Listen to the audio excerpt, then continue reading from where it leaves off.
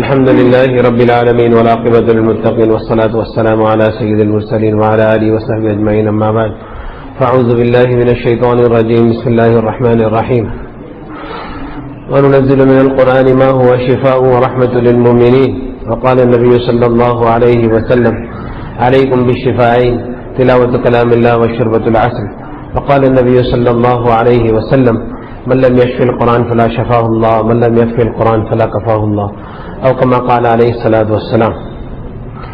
کل مفتی صاحب سے ملاقات ہوئی اور پرانی کچھ یادیں تازہ ہوئی. میں سوچا اور ہمارے بھائیوں نے بھی سوچا کہ اس کے بھی تعلق سے علاج کے تعلق سے کچھ بات ہمارے سامنے آ جاوے.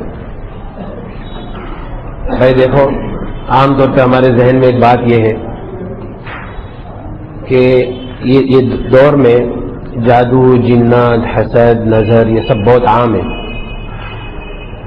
اور میں یوں کہہ سکتا ہوں کہ 95% لوگ اس کے اندر مبتلا ہیں اور علماء کرام بھی اس میں مبتلا ہیں.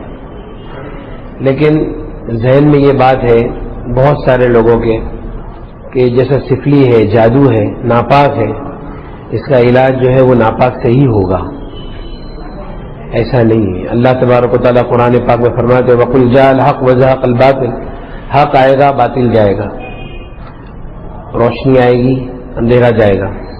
ان الباطل کان زہوقا اور باطل کو تو ٹوٹنا ہی ہے. وننزل من القرآن ما هو شفاء ورحمۃ للمؤمنین. اللہ تبارک و تعالیٰ فرماتے ہیں ہم نے قرآن پاک کو نازل کیا اس کے اندر شفا ہے اور رحمت ایمان والوں کے لیے. نبی کریم صلی اللہ علیہ وسلم نے فرمایا دو شفا کو اپنے پر لازم پکڑو ایک اللہ کے کلام کی تلاوت اور دوسرا شہد پینا. نبی کریم صلی اللہ علیہ وسلم نے فرمایا خیر الدواء القرآن بہترین دوا قرآن ہے. نبی کریم صلی اللہ علیہ وسلم نے فرمایا جس کو قرآن شفا نہیں دے گا اس کو اللہ شفا نہیں دے گا اور جس کے لیے قرآن کافی نہیں اللہ اس کے لیے کافی نہیں ہے. اب یہ ہے کہ قرآن سے علاج کس طریقے سے کر سکتے ہیں. اصل میں ایک سی ڈی ہے ہمارے پاس اس کے اندر آیتیں ہیں. ہر وہ آیت جس کے اندر اللہ کی بڑائی جہنم کا ذکر شیاطین کا ذکر اور آخرت کا ذکر اس سے شیطانوں کو بہت تکلیف ہے تو وہ آیتوں کو جمع کرتے ہیں. حضرت شیخ زکریا رحمۃ اللہ علیہ کی منزل ہے جو 33 آیتیں ہیں. اسی طرح سے عرب کے علماء عاملین حضرات وہ لوگ اور بھی کچھ جادو کی آیتیں اس کے اندر ملاتے ہیں نظر کی آیتیں ملاتے ہیں. تو جب وہ آیتیں سنتے ہیں تو آیت سننے سے اگر واقعی میں کچھ ہے کوئی آدمی کے اوپر کوئی جادو ہے حسد ہے نظر ہے تو وہ سننے سے بدن کے اوپر کیفیت ظاہر ہوتی ہے. جیسے سر میں درد ہوگا گردن میں درد ہوگا کمر میں درد ہوگا اور جادو جس جگہ پر بدن کے اندر ہے وہ جگہ پہ درد بڑھتا چلا جائے گا. اگر کسی نے کچھ کھلایا ہے عام طور پہ کھلانے کا معاملہ زیادہ ہوتا ہے. اگر کسی نے کچھ کھلایا ہے تو الٹی جیسا ہوگا. تو یہ سارے معاملات اب جب قرآن کی وہ آیتیں سنیں گے تو یہ سب تکلیف ہوگی. اب علاج یہ ہے کہ انہی آیتوں کو بار بار بار بار شفا کی نیت سے سننا ہے. مطلب اس کے پیچھے پڑ جانا ہے سنتے ہی جانا اچھا لگے یا نہ لگے. جتنا ہم سنتے چلے جائیں گے اتنی ہماری تکلیف بڑھتی چلی جائے گی. لیکن تکلیف کتنی بھی بڑھ جائے اس سے پیچھے ہٹنا نہیں آگے ہی جانا ہے انشاءاللہ.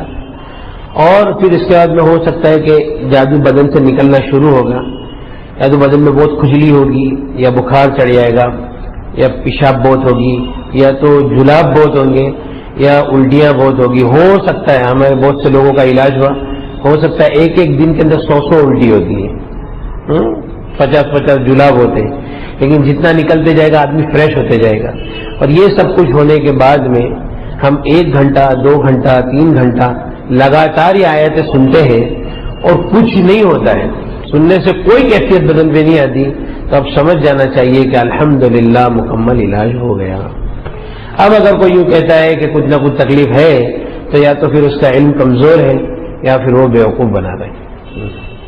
تو یہ قرآن کا ایک علاج ہے. بہت سارے علاجات ہوئے اور جیسے میں 1-2 مثال آپ کو بتاتا ہوں. سب سے پہلے اچھا کینسر جو ہے نا کینسر عرب کے علماء فرماتے ہیں کہ کینسر جو ہے وہ صرف جادو جنات اور نظر سے ہی ہوتا ہے. کینسر کوئی بیماری نہیں بلکہ بڑی بڑی بیماریاں جتنی بھی بڑی بڑی بیماریاں ہیں کینسر ہے ہارٹ ہے اسی طرح سے ہمیں گھٹنوں کی تکلیف ہے، جوڑوں کا درد، اسی طرح سے بچے جو نہیں ہوتے اور عورتوں کو بہت خون جاتا ہے، یہ ساری تکلیفیں جنات اور نظر کی وجہ سے ہی ہوتی ہے۔ نبی کریم صلی اللہ علیہ وسلم نے فرمایا، اور ایک بات اور بھی دھیان رکھے بھائی کہ جادو کی اتنی حیثیت نہیں ہے، اس سے زیادہ خطرناک چیز جو ہے وہ نظر ہے۔ نبی کریم صلی اللہ علیہ وسلم نے فرمایا، اکثر من یموت بعد قضاء اللہ وقدرتہ بالعین، اللہ کی قضا اور تقدیر کے بعد میری امت میں سب سے زیادہ موت نظر بد سے ہوگی۔ نبی کریم صلی اللہ علیہ وسلم نے فرمایا کہ نظر آدمی کو قبر تک اور اونٹ کو ہانڈی کے اندر پہنچا دیتی ہے۔ نبی کریم صلی اللہ علیہ وسلم نے فرمایا کوئی چیز تقدیر کے اوپر سبقت نہیں کرتی، اگر کوئی چیز تقدیر کے آگے جاتی تو وہ نظر ہوتی۔ نظر آدمی کو پہاڑ سے دھکا دے سکتی ہے، یہ بھی حدیث ہے کہ نظر آدمی کو پہاڑ سے دھکا دے سکتی ہے۔ اسی طرح سے یہ ہے کہ اللہ تبارک و تعالیٰ نے قرآن پاک کے اندر دیکھو سورہ یوسف میں یعقوب علیہ السلام کے بیٹے جب مصر جا رہے تھے ان کو یوں کہا، یا بنیا لا تدخلوا من باب واحد وادخلوا من ابواب متفرقہ، اے میرے بیٹو تم الگ الگ دروازے سے مت داخل ہونا، بلکہ ایک دروازے سے مت داخل ہونا، مختلف الگ الگ دروازوں سے داخل ہونا۔ تو یعقوب علیہ السلام کے ذہن میں بھی یہ تھا کہ سب کے سب ایک دروازے سے داخل ہوئے تو ان کو نظر لگ جائے گی۔ نبی کریم صلی اللہ علیہ وسلم نے نظر سے بچنے کا اس کی اللہ کے رسول صلی اللہ علیہ وسلم نے دعا مانگنے کا حکم دیا، استعیذوا باللہ من العین فإن العین حق، نظر بد سے اللہ کی پناہ مانگو کیونکہ نظر بد حق ہے۔ نبی کریم صلی اللہ علیہ وسلم نے فرمایا العین حق یزورها الشیاطین وحسد بنی آدم، یہ نظر حق ہے، شیاطین اس کو حاضر کرتے، بنی آدم کا حسد اس کو لاتا ہے۔ اب یہ ہے کہ نظر کیوں لگتی ہے؟ کوئی آدمی نے کسی کی تعریف کیا، اس تعریف کے اندر اس نے اللہ کا ذکر نہیں کیا، بس تو وہ نظر لگ جاتی ہے۔ تو عام طور پہ ہماری آج ہم کسی کی تعریف کر دیں کہ بھائی کتنا چہرہ کتنا اچھا دکھ رہا ہے، اب اس نے اللہ کا ذکر نہیں کیا، نظر لگ گئی کہ بھائی فلاں آدمی کا علم کتنا مضبوط ہے، اب اس میں اللہ کی تعریف نہیں کی، ماشاء اللہ بارک اللہ نہیں کہا تو نظر لگی، کیونکہ ایک آدمی کی تعریف ہوتی ہے، شیطان اس کو پسند نہیں کرتا ہے کہ کسی آدمی کی تعریف ہو، فوراً وہ اس کے اوپر حملہ کرتا ہے۔ لیکن جب کوئی آدمی اس کے اندر کہتا ہے ماشاء اللہ بارک اللہ، اللہ تعالیٰ آپ کو اور برکت عطا فرماوے، اب اس کے بعد میں وہ نظر کا اثر کیا ہو جاتا ہے؟ ختم ہو جاتا ہے۔ اب یہ ہے اللہ کے رسول صلی اللہ علیہ وسلم نے فرمایا اپنی نعمتوں کو آدمی راز میں رکھے، اپنی نعمتوں کا زیادہ تذکرہ نہ کرے، نعمتوں کو راز میں رکھے، اور اپنی بیوی کی تعریف نہ کرے، اپنے بچوں کی تعریف نہ کرے، اپنی کسی چیز کی زیادہ تعریف نہ کرے، کسی کو شوشہ بھی نہ کرے۔ اللہ کے رسول صلی اللہ علیہ وسلم نے فرمایا استعینوا علی انجاح الحوائج بالسر والکتمان فإن كل ذی نعمت محسود، کہ اپنے کاموں کو اس سے انجام تک پہنچانے میں راز میں رکھنے سے مدد حاصل کرو، کیونکہ ہر نعمت والوں کے ساتھ میں حسد کرنے والے لوگ ہوتے ہیں۔ لیکن بہرحال اب نظر لگ گئی، اور یہ ہے کہ بھائی جادو ہو گیا، کوئی مسئلہ نہیں ہے، کوئی بڑی بات نہیں ہے۔ اور دیکھو ایک بات ہے، ایسا ہو نہیں سکتا کہ کوئی چیز جب عام ہو جاوے اور اس کا علاج عام نہ ہو، یعنی اس کا علاج مخصوص لوگوں کے پاس ہو اور ان کی جاگیر بن کے رہ جاوے، ایسا ہو نہیں سکتا۔ تو یہ قرآن ہے، اور قرآن یہ سورج ہے، یہ سورج سب کے لیے نکلا ہوا ہے اور ہر آدمی اس سے فائدہ اٹھا سکتا ہے۔ یہ قرآن ہے، اس میں شفا ہے، بے شک ہے، اس میں کوئی شک کی بات نہیں ہے، اور ہم نے تو علاج کر کے دیکھا ہے۔ ایک ہمارا بھائی تھا، سب سے پہلا علاج ہوا، میں مولانا بلال کو بھی بولا تھا کہ ایک لڑکا احمد آباد سے فون آیا کہ ہمارے حضرت مفتی صاحب نے کہا تھا کہ بھائی وہ جنید کو فون کرو، اسے کچھ قرآن کے علاج کی ترتیب ہے وہ بتائے گا۔ وہاں سے فون آیا، میں بولا بھائی دیکھو میں کسی کے گھر پہ نہیں آؤں گا، میں تمہارے کو یہاں سے علاج بتاؤں تو اگر ہو سکتا ہے تو کر لو۔ تو علاج یہ ہے کہ آپ کو فجر سے لے کے رات تک قرآن سننا ہے، فجر سے ظہر تک سننا ہے، اس کے بیچ میں نیند آئے گی، آپ کو سونا نہیں ہے۔ اچھا، پھر ظہر میں کھانا کھانا ہے، کھانے کے بعد تھوڑی دیر کیلولا کرنا ہے۔ کیوں کیلولا کرنا ہے؟ کیونکہ شیطان کیلولا کرتا نہیں ہے، کیونکہ تم جاگتے رہیں گے اور تم سوتے رہیں گے تو وہ جاگتا رہے گا، وہ کیلولا کرتا نہیں ہے۔ لیکن دوسرے ٹائم پہ تمہارے کو سلائے گا تو تم کو سونا نہیں ہے، قرآن سننا ہے۔ اب اس کا پہلا ایک دن گیا تو بولے مولانا پورا دن قرآن، اچھا اتنا سخت جادو تھا، کم سے کم نہیں تو بھی 15 سال کا جادو تھا وہ۔ تو کہا کہ مولانا پورا دن سنتے سنتے نا سر بہت دکھ رہا ہے۔ بولا چلو الحمدللہ، پکڑ میں معاملہ آیا۔ اب دوسرے دن اور سنا، بولا اور سنو بھائی، اور سنا تو بولے کہ تھوڑی تھکان لگ رہی ہے، کمزوری لگ رہی ہے۔ بولا الحمدللہ، اندر جو چیز ہے وہ کمزور ہو رہی ہے، ورنہ قرآن سے تھکان کا کیا مطلب ہے؟ اچھا تیسرے دن بھی کمزوری، چوتھے دن تو ایسی حالت ہو گئی کہ ایسا لگتا تھا کہ ابھی یہ مر جائے گا. اس کے والد نے مجھ کو کہا کہ بھائی یہ تو ایسا لگتا ہے کہ ابھی جائے گا دنیا سے. میں بولا دیکھو بھائی جانا تو اس کو ویسے بھی ہے, کینسر میں ہے, آپ سوچ لو کھائی دونوں طرف ہے, ابھی ادھر گر جائے گا یا ادھر گرے گا. اس سے اچھا یہ قرآن ہے, اس کو چلنے دو. ایسے میں بولا کہ میں وہ بیمار ہو گیا بہت زیادہ, آپ کو کیا ہوا؟ بولے مولانا میں بھی اس کے ساتھ میں سنتا تھا لیکن میرے کو کچھ نہیں ہوا. بولا پھر آپ کو کچھ نہیں ہوا, اس کو ہو رہا ہے تو سوچو نا کیوں ہو رہا ہے, چلنے دو. اب 5واں دن تھا اور اس کو الٹی ہوئی, الٹی میں پتھر نکلا, اس کے اوپر لکھا تھا اوم. پھر دوسرا ببول کے کانٹے, گوشت کا ٹکڑا, بال, گانٹ لگے ہوئے سب بال تھے, وہ سب نکلا. تو بولا بھائی یہ تو سب نکل گیا, وہ فریش ہو گیا. تو بولا ابھی اور بھی آپ کو سننا ہے. پھر اس کا میرے خیال سے کچھ 6واں دن تھا, اور جو قرآن سنا, ہری ہری الٹی, ہرے ہرے جلاب. اور اس کا 9واں دن تھا, اور صبح سے رات تک وہ قرآن سنا, وہ آیتوں کو سنا, اور اس کو کچھ نہیں ہوا. بولے بھائی دیکھو الحمدللہ آپ کے جو جادو وغیرہ تھا وہ سب ٹوٹ گیا, اللہ تعالیٰ نے آپ کو شفا دے دیا, اب کوئی مسئلہ نہیں ہے. اب آپ کا کینسر چیک کرا لو. اب کینسر چیک کرا تو کینسر بھی نہیں ہے, الحمدللہ سب ختم ہو گیا. اسی طرح سے ہمارے یہاں پہ ایک عورت ہے, اس کے سینے کے اندر گانٹ ہو گئی تھی کینسر کی. تو ہمارا وہ ایک بامبے میں ڈاکٹر ہے, ڈاکٹر سلطان پردھان, ایشیا کا سب سے بڑا ڈاکٹر ہے کینسر کا. تو اس نے بھی بول دیا تھا کہ بھئی یہ کینسر ہو گیا. اب اس کے بعد جب قرآن پڑھے تو خبیث حاضر ہو گیا, معاف کر دو, چھوڑ دو, کبھی نہیں آئیں گے, یہ وہ. قرآن سنتے سنتے کمزور ہو کے وہ نکل گیا. اور پھر اس کے بعد میں بولا کہ بھائی ابھی قرآن اور سنتے رہو. تو اس کو ایسا لگتا تھا کہ وہ گانٹ کے اندر کسی نے کیمیکل ڈال دیا ہے, اتنی جلن ہوتی تھی, اور الٹی جلاب چالو ہو گئے. 2 دن تک ایسا چلا. 2 دن کے بعد میں کہا کہ اب وہ گانٹ چھوٹی ہو گئی اور ایسا کچھ لگتا نہیں ہے, اب قرآن سننے سے کچھ ہوتا نہیں. بولے بھائی واپس چیک کر لو. 2 دن پہلے کا رپورٹ اور 2 دن کے بعد کا رپورٹ, اس کے اندر بتایا کہ کینسر ہے ہی نہیں, چربی کی گانٹ ہے, ختم ہو گیا الحمدللہ. ہمارے سورت میں ایک صاحب تھے, تو ان کی بیوی کو خون بہت جاری رہتا تھا, اور خون کے بارے میں حدیث ہے الاستحاضۃ من الشیطان.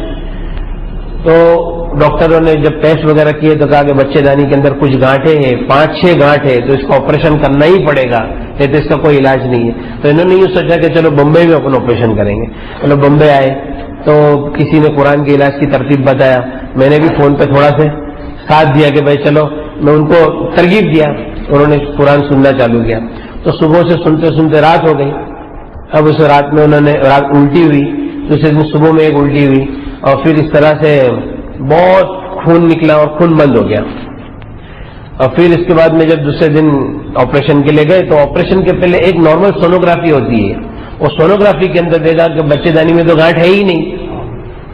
بولے تم کون کائے کے لیے آئے؟ تو بولے بھائی اس کے لیے. تو پہلے کا رپورٹ, دونوں رپورٹ دیکھا, 2 دن کے اندر الحمدللہ فرق ہو گیا.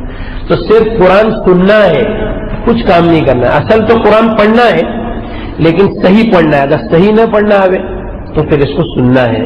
اور یہ بات اپنے ذہن سے نکال دے کہ بھائی سفلی کا علاج سفلی سے ہوتا ہے, نہیں, بلکہ اللہ کے کلام میں ہر چیز میں شفا ہے انشاءاللہ. ٹھیک ہے بھائی.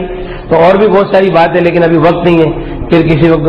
اچھا ایک آخری بات, چلو ایک آخری واقعہ بیان کر دیتا ہوں. ہمارے یہاں پہ ایک مولانا ہے, مولانا سلیم کر کے, تو ان کی زندگی میں 40-50 حاملوں کا انہوں نے علاج کیا ہوگا. تو وہ میرے پاس آئے, میں بولا کہ بھائی دیکھو آپ یہ CD سنو. اب انہوں نے 5-6 گھنٹے تک سنا, وہ بولتے میرے کو تو کچھ ہوا نہیں. بولے آپ کو کچھ ہوا نہیں, آپ کے پاس کچھ ہے ہی نہیں. وہ بولے ایسا کیسا ہو سکتا ہے؟ بولے بھائی دیکھو میں تو اللہ کی قسم کھا کے بولتا ہوں کہ آپ کے پاس کوئی معاملہ نہیں ہے. اب پھر اس کے بعد میں وہ ایک عامل کو لے کے آئی. بولے دیکھو مولانا یہ عامل بولتا ہے کہ ہے. بولا اچھا. بولا بھائی چل بتا کیسا ہے. تو اس نے نام لکھا, نام, ماں کا نام, پھر عدد سب نکالا, لا کے بولے دیکھو 3 بجا. 3 بج گیا مطلب اس پہ جادو ہے. تو بولا تو اللہ کی قسم کھا کے بول سکتا ہے کہ جادو ہے؟ بولے نہیں. مطلب میں اللہ کی قسم کھا کے بولتا ہوں جادو ہے. تو بولا ہاں ہو سکتا ہے. پھر میرے کو الگ لے کے گیا, مولانا میرے کو بھی تھوڑا بہت سکھاؤ نا یار. بولا سکھائیں گے, ناٹک مت کر زیادہ. بولے مولانا آج سے میں خود نہیں کروں گا, جھوٹ نہیں بولوں گا. پھر وہ اس کو بھی تسلی ہو گئی. اور پھر اس کے بعد میں بولے اچھا اس کی جو بیماری تھی نا, اور آپ کو بیماری سنیں گے تو آپ کو ایسے ہی لگے گا کہ جادو ہے. کیا بولتا تھا کہ میں ہوٹل میں جاتا ہوں, میرے جو اسٹاف ہے اس کو دیکھ کے میرے پاؤں ایسے جام ہو جاتے ہیں, وہ گھبراہٹ ہو جاتی ہے. میرا بچہ رات کو سو جاتا ہے, میں بیوی کو بولتا ہوں اس کو اٹھا دے یار, یہ سوتا ہے نا, میرے کو بہت تکلیف ہوتی ہے, بہت رونا آتا ہے. میں بولا اچھا. بولا تم نے کتنے سال سے تمہارے سر میں تیل نہیں لگایا ہے؟ بولے میرے کو جب سے ہوش آیا میں کبھی تیل لگایا ہی نہیں ہوں. بولے رات کو جاگنے کی عادت ہے؟ بولے ہمارا ہوٹل کا دھندا، ہم لوگ رات کو جاگتے. بولا ٹھیک ہے بھائی آپ کے سر میں تیل لگاؤ. اب وہ تیل کی مالش، بولا پہلے دن تیل بہت جائے گا آپ کے سر میں، جانے دینا. اور اس کے بعد 2-3 دن کے بعد کیا ہوتا ہے بتاؤ. 2-3 دن کے بعد وہ ملنے کے لیے آیا، گلے والے ملا اور ایک پیشانی پہ بوسا دیا. بولے مولانا الحمدللہ میں بہت اچھا ہو گیا، پہلے دن 1 کٹورا تیل میرے سر میں چلے گیا. بولا بھائی تیرے دماغ میں خشکی ہے. اور بھی کچھ گڑبڑ تھی اندر کی، تو اس کا بھی علاج الحمدللہ بتایا اس کو. پھر وہ تو بولا کہ مولانا اللہ تعالیٰ نے آپ کے ذریعے سے ہم لوگ کا تو یہ موت تک کا مسئلہ حل ہو گیا. اب یہ ہے کہ ایک اور آدمی کو لے کے آیا، 16 سال سے ان کے گھر میں جادو تھا.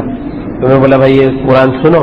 گھر میں جا کے قرآن چالو کیا، اس کی بیوی کو سنا تو خبیث حاضر ہو گیا بدن پہ. وہ خبیث بولتا ہے کہ بند کرو، اس سے کچھ ہونے والا نہیں ہے. وہ لوگ بولے مولانا یہ تو ایسا بولتا ہے کہ یہ قرآن سننے سے کچھ ہونے والا نہیں ہے. بولا دیکھو وہ بول رہا ہے نا کہ نہیں ہوئے گا، مطلب کچھ ہو رہا ہے. بولے اچھا نہیں ہوئے گا نا تو سب کو معلوم پڑ جائے گا کہ نہیں ہوا. تو تو بول رہا ہے نا کہ نہیں ہوئے گا، مطلب کچھ ہو رہا ہے، تو اس کو چلنے دو. ایسا بولے نہیں جاؤں گا. کبھی تم نے نہیں جاؤں گا. اچھا میں مت جا، ادھر ہی رہے قرآن سن. ہم لوگ تیرے کو تھوڑی بولتے تو جا، ادھر ہی رہے قرآن سن. بعد میں بولتا ارے بھائی میرے کو جانے دو، میرے چھوڑ دو. اچھا پھر ایسا ہوا کہ وہ خبیث نے یوں بولا کہ 16 سال کی پوری سٹوری بیان کیا کہ میں یہ آیا تھا، اس نے جادو کیا، یہ کیا، وہ کیا. اور بولے جس جادوگر نے مجھے بھیجا ہے یہاں، وہ آج میں تو کل یہاں پہ مجھے لینے کے لیے آئے گا. اور واقعی میں 5 دن کے بعد پالنپور سے ایک سادھو آیا بمبئی، ایڈریس ڈھونڈتے ڈھونڈتے اسی گھر میں جس میں قرآن چالو تھا. وہ بولتا تھا میں تمہارے ہاتھ جوڑتا ہوں، میں نے 500 روپے میں یہ جادو کیا تھا، لیکن میں 5 لاکھ روپے دیتا ہوں، یہ میرے کو میری چیز واپس دے دو. اور اس کے بعد میں ہم لوگوں نے مشورہ کیے تو بولے بھائی چلو اگر وہ لے کے جاتا ہے تو لے کے جانے. تو اس نے کرتے کا ایسا کونے کا کپڑا کاٹا اور اس کے عورت کے اوپر گھما کے بولا چل ساتھ میں. ایسا کر کے اس کو لے کے نکل گیا. الحمدللہ 16 سال کا جادو اللہ تعالیٰ نے آسان کر دیا. تو باتیں تو اور بہت ساری ہیں، لیکن بس یہ ہے کہ قرآن کے علاج کی ترتیب کو اپنے یہاں پہ بھی چالو کر سکتے ہیں، لوگوں کو بتا سکتے ہیں. بس اللہ تعالیٰ عمل کی توفیق دے. نہیں منزل ہے، منزل کی آیت ہے وہ، لیکن وہ جو قرآن ہے نا من القرآن ہے نا، سی ڈی میں انشاءاللہ بھیج دوں گا. تو ہاں سی ڈی تو مولانا ان کے پاس آ گئی ہے. ویسے میں نے کل رات کو وہ رکیا ڈال بھی دیا تھا فون میں. وہ سی ڈی میں ہی سنتے رہیں گے، وہ سنتے رہنا ہے بار بار. اچھا ایک بات دیکھو، ایک بات ہے بھائی سمجھنے کے لیے، وہ کیا ہے معلوم ہے، اندر والے کی جتنی طاقت ہے نا اس سے زیادہ اس کو قرآن سنانا ہے، اس سے زیادہ. مطلب اب یہ سب کوئی آدمی بولے کہ مولا اپن بولے جادو ہے، ٹھیک ہے جادو سمجھ میں آ گیا جادو ہے. بولے میں تو منزل پڑھتا ہوں. بھائی تم ایک بار پڑھتے ہو نا تو اس کو برداشت کرنے کی طاقت ہے. اب جیسا میں موٹا آدمی ہوں، میں بولتا ہوں ڈاکٹر کے بعد ڈاکٹر صاحب میں تو روز چلتا ہوں اور میرا وزن کم ہوتا بھی نہیں ہے. بولے تم کتنا چلتے؟ بولے آدھا گھنٹہ. بولے تمہارا آدھا گھنٹہ تمہاری عادت ہو گئی. تم جہاں پہ تھکیں گے مریں گے اور چلیں گے نا تو تمہارا وزن کم ہوگا. تو اسی طرح سے اندر والے کی عادت ہے اس کو برداشت کرنے کی، تو اس سے زیادہ اس کو دینا ہے لوڈ قرآن کا. پھر اس کے بعد ہیوی ڈوز، پھر اس کے بعد میں لاسٹ میں وہ تھکنا چالو ہوگا. اور تھکنے کی سب سے بڑی علامت یہ ہے کہ قرآن سننے کے ٹائم پہ نیند آئے گی، مطلب وہ کمزور ہو رہا ہے، اس کو آرام چاہیے، اس کو سونا نہیں ہے. پھر جلاب میں الٹی میں نکل جائے گا. اور آپ 1 گھنٹہ 2 گھنٹہ 3 گھنٹہ سنتے اور کچھ ہوتا نہیں ہے، ختم ہو گئی بات، اب کچھ ہے ہی نہیں. ہم لوگ بہار گئے تھے، ہمارے ایک چاچا ہے، انہوں نے کہا تھا وہ کوئی ایک عامل بہار میں بہت اچھا تعویذ دیتے، تو چاچا نے مجھے زبردستی بھیجا. میں چاچا کو بولا چاچا قرآن سنو کا کوئی سب لفڑے میں پڑھتے. بولے نہیں یار تعویذ لے کے آ جائے یار. ہم لوگ بہار گئے. جب بہار میں وہ عامل صاحب کے کم سے کم 200-250 آدمی کی لائن لگتی تھی. اور ہم لوگ تو مہمان خصوصی تھے، بہت اچھا استقبال ہوا. اور ہم لوگ ایک کمرے میں تھے تو قاری صاحب کا خاص آدمی، کیٹلی گرم والا آدمی نا، کیٹلی گرم والا آدمی، وہ ہمارے پاس ملنے کے لیے آیا. تو بولتے ہیں کہ مولانا، وہ حکیم صاحب تھے، ان کو پوچھا کہ حکیم صاحب بہت قبض رہتا ہے، اس کی کوئی دوا ہے؟ حکیم صاحب نے ایک دوا بتائی. بولے یہ تو میں کھا چکا ہوں. دوسری بتایا، بولے یہ بھی میں کھا چکا ہوں، کچھ ہوتا نہیں ہے. تو میں حکیم صاحب کو بولا حکیم صاحب اس کا کچھ نہ کچھ مسئلہ ہوئے گا. حکیم صاحب بولے بھائی ابھی ہم دوسرے کے علاقے میں ہیں، ہاں تم ادھر یہ سب مگز ماری پالتے. میں بولا ٹھیک ہے. پھر وہ آیا، اس کو بولا میں بھائی دیکھو یہ گڑبڑ ہے، قاری صاحب کے پاس تم علاج کراؤ.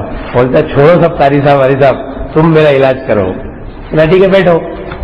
اب میں نے قرآن پڑھنا چالو کیا اس کے اوپر، وہی رکیا तो फंसुन्ना अलल कौमी काफिरीन के ऊपर मैं उसको पूछा क्या हुआ, बोले बहुत उल्टी जैसा हो रहा है। तो बोला देखो भाई आपके पेट में जादू है। फिर मैं बोला आप हाफिज है? बोला हाँ हाफिज है। तो मैं बोला आपको आज से 10 पारे पढ़ना है। तो बोले कि मैं 10 पारे नहीं पढ़ सकता हूँ, मैं तो 2 पारे के ऊपर तो पढ़ ही नहीं सकता हूँ। बोले वो आपको पढ़ना है।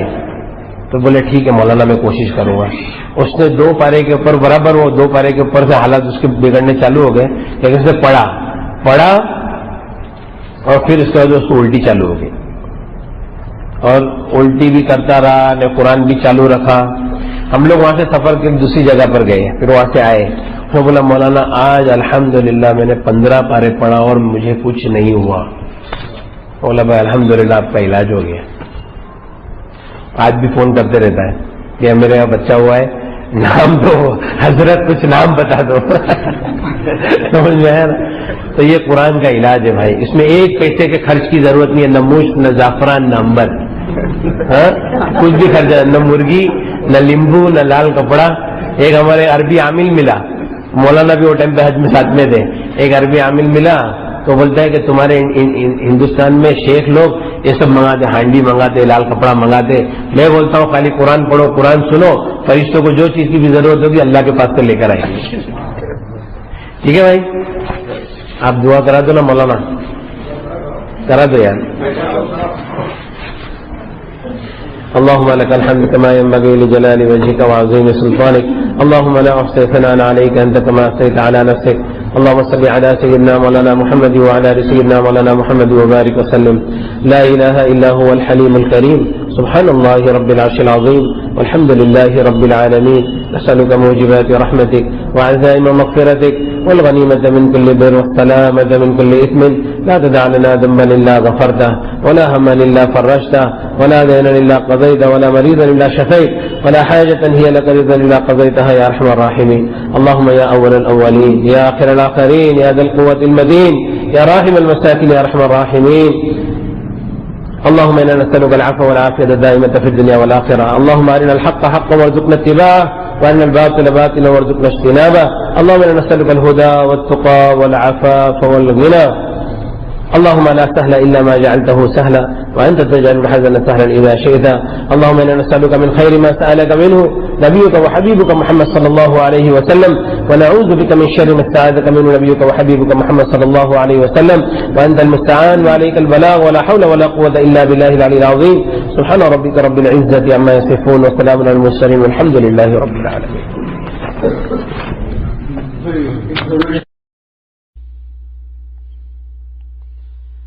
أعوذ بالله من الشيطان الرجيم. بسم الله الرحمن الرحيم. الحمد لله رب العالمين، الرحمن الرحيم، مالك يوم الدين. إياك نعبد وإياك نستعين، اهدنا الصراط المستقيم، صراط الذين أنعمت عليهم غير المغضوب عليهم ولا الضالين.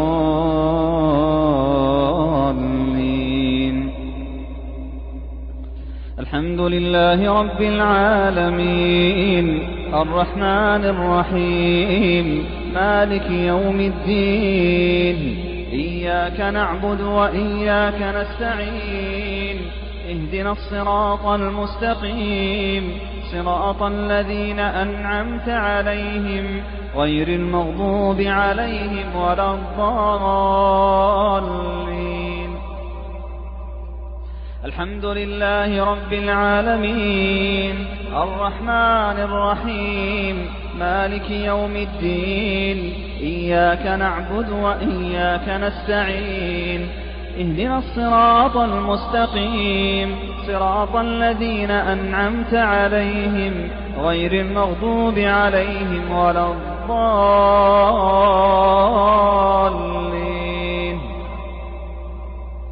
الحمد لله رب العالمين، الرحمن الرحيم، مالك يوم الدين.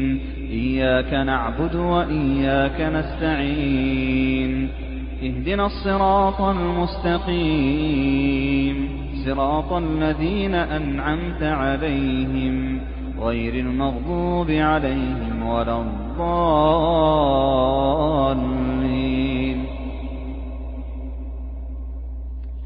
الحمد لله رب العالمين الرحمن الرحيم مالك يوم الدين إياك نعبد وإياك نستعين اهدنا الصراط المستقيم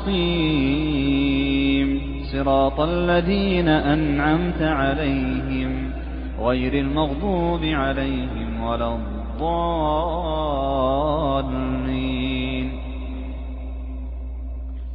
الحمد لله رب العالمين الرحمن الرحيم مالك يوم الدين إياك نعبد وإياك نستعين اهدنا الصراط المستقيم صراط الذين أنعمت عليهم غير المغضوب عليهم ولا الضالين.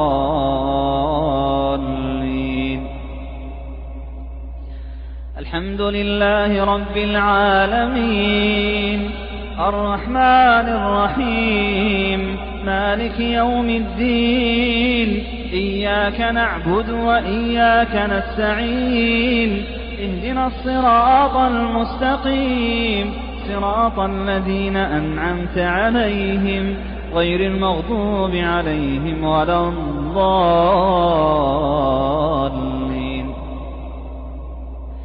اللهم اشف مرضانا ومرضى المسلمين اللهم اشف مرضانا ومرضى المسلمين اللهم اشف مرضانا ومرضى المسلمين اللهم اشف كل مريض اللهم اشف كل مريض اللهم اشف كل مريض.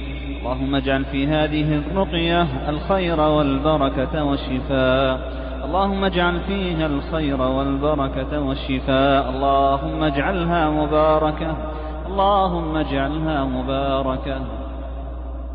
ألف لام ميم ذلك الكتاب لا ريب فيه هدى للمتقين الذين يؤمنون بالغيب ويقيمون الصلاة ومما رزقناهم ينفقون والذين يؤمنون بما أنزل إليك وما أنزل من قبلك وبالآخرة هم يوقنون أولئك على هدى من ربهم وأولئك هم المفلحون. إن الذين كفروا سواء عليهم أأنذرتهم أم لم تنذرهم لا يؤمنون ختم الله على قلوبهم وعلى سمعهم وعلى أبصارهم غشاوة ولهم عذاب عظيم. ومن الناس من يقول آمنا بالله وباليوم الآخر وما هم بمؤمنين يخادعون الله والذين آمنوا وما يخدعون إلا أنفسهم وما يشعرون في قلوبهم مرض فزادهم الله مرضا ولهم عذاب أليم بما كانوا يكذبون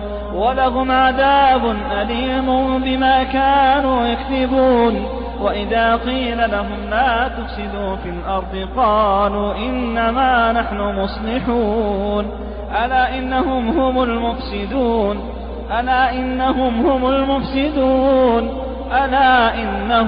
المفسدون ولكن لا يشعرون. إن في خلق السماوات والأرض واختلاف الليل والنهار والفلك التي تجري في البحر بما ينفع الناس إن في خلق السماوات والأرض واختلاف الليل والنهار والفلك التي تجري في البحر بما ينفع الناس وما أنزل الله من السماء من ماء فأحيا به الأرض بعد موتها فأحيا به الأرض بعد موتها وبث فيها من كل دابة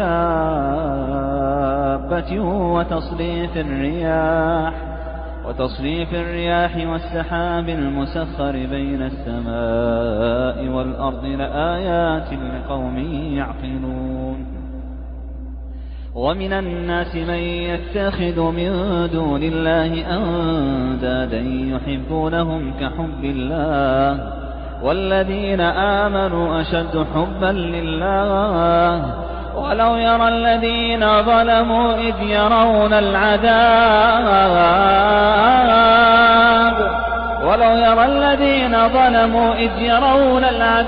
أن القوة لله جميعا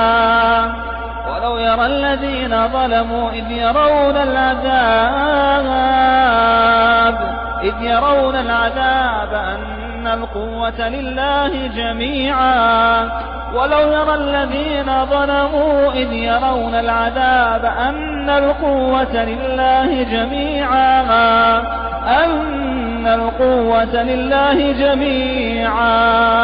أن القوة لله جميعا وأن الله شديد العذاب. ولو يرى الذين ظلموا إذ يرون العذاب أن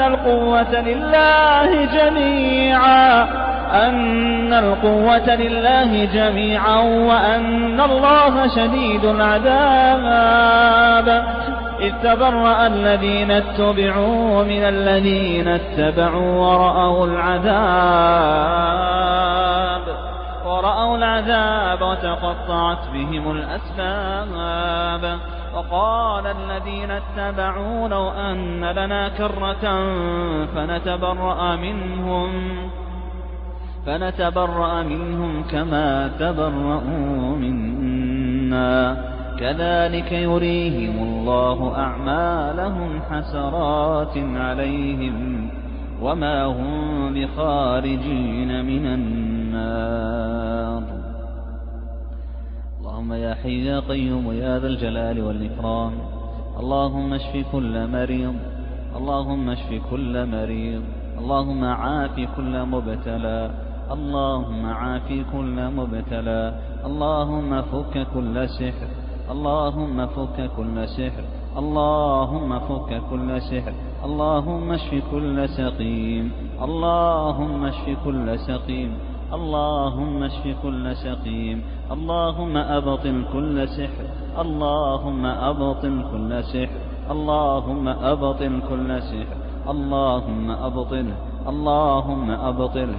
اللهم أبطل اللهم ارفع الضر عن المضرورين يا الله اللهم ارفع الضر عن المضرورين والعين عن المعيونين والحسد عن المحسودين. اللهم ارفع الحسد عن المحسودين والعين عن المعيونين والسحر عن المسحورين والظلم عن المظلومين. يا رحمن السماوات والأرض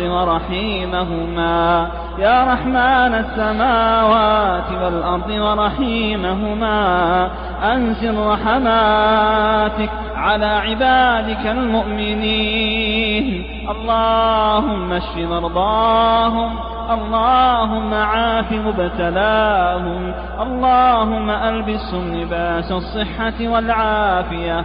اللهم أقر عيونهم بعلاج من عندك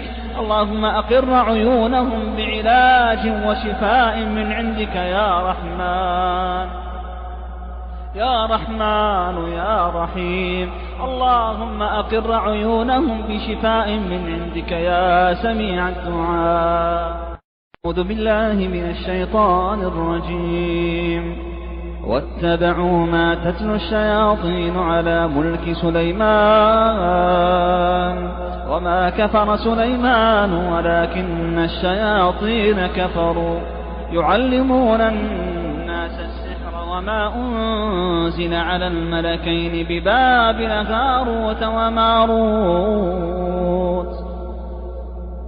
وما يعلمان من أحد حتى يقولا إنما نحن فتنة فلا تكفر وما يعلمان من أحد حتى يقولا إنما نحن فتنة فلا تكفر فيتعلمون منهما ما يفرقون به بين المرء وزوجه وما هم بضارين به من أحد إلا بإذن الله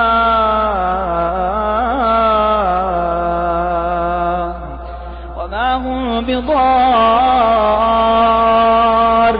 به من أحد إلا بإذن الله فيتعلمون منهما ما يفرقون به بين المرء وزوجه وما هم بضارين به من أحد إلا بإذن الله وما هم بضارين به من أحد إلا بإذن الله وما هم بضارين به من أحد إلا بإذن الله ويتعلمون ما يضرهم ولا ينفعهم ويتعلمون ما يضرهم ولا ينفعهم ولقد علموا لمن اشتراه ما له في الآخرة من خلاق ولبئس ما شروا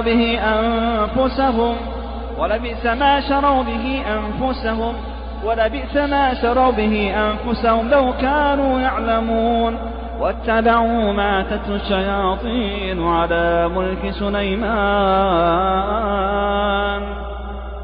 وما كفر سليمان ولكن الشياطين كفروا يعلمون الناس السحر وما أنزل على الملكين ببابل هاروت وماروت وما يعلمان من أحد حتى يقولا إنما نحن فتنة فلا تكفر فيتعلمون منهما ما يفرقون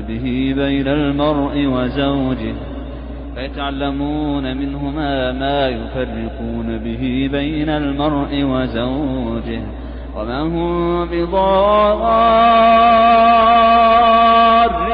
به من أحد إلا بإذن الله وما هم بضارين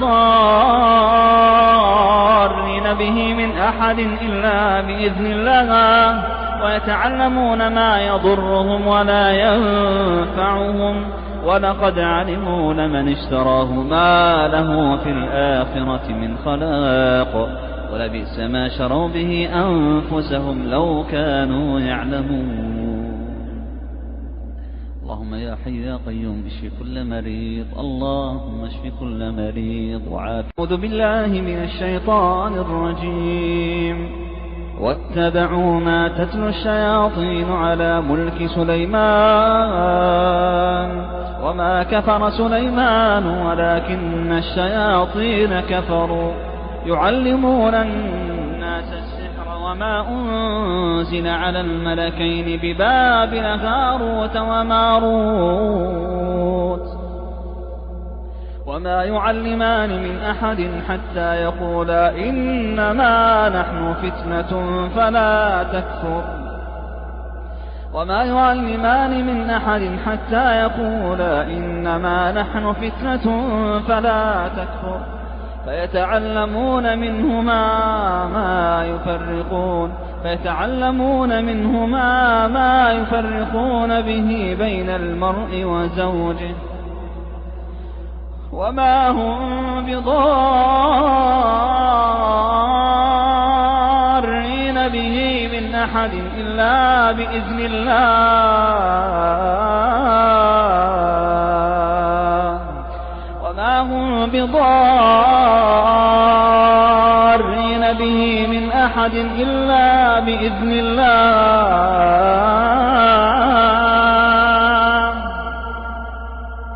فيتعلمون منهما ما يفرقون به بين المرء وزوجه وما هم بضارين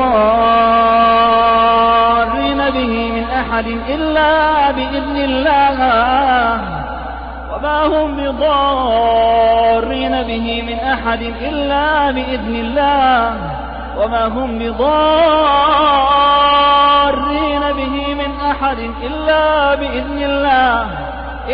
بإذن الله ويتعلمون ما يضرهم ولا ينفعهم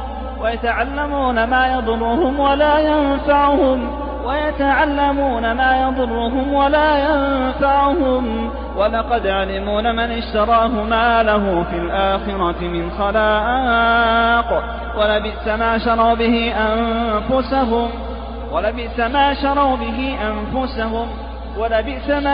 به أنفسهم لو كانوا يعلمون واتبعوا ما تتلو الشياطين على ملك سليمان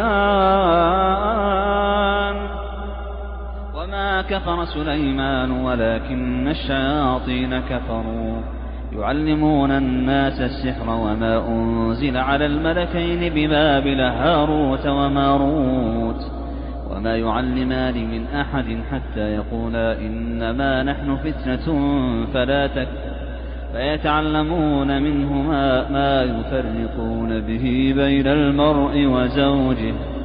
فيتعلمون منهما ما يفرقون به بين المرء وزوجه وما هم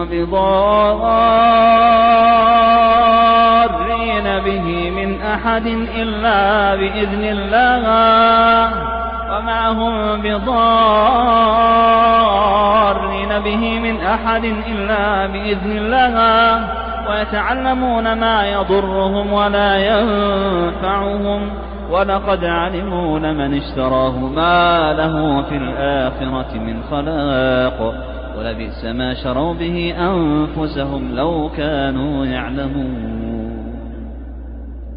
اللهم يا حي يا قيوم اشف كل مريض اللهم اشف كل مريض وعافِ. أعوذ بالله من الشيطان الرجيم. واتبعوا ما تتلو الشياطين على ملك سليمان وما كفر سليمان ولكن الشياطين كفروا يعلمون الناس السحر وما أنزل على الملكين ببابل هاروت وماروت وما يعلمان من أحد حتى يقولا إنما نحن فتنة فلا تكفر وما يعلمان من أحد حتى يقولا إنما نحن فتنة فلا تكفر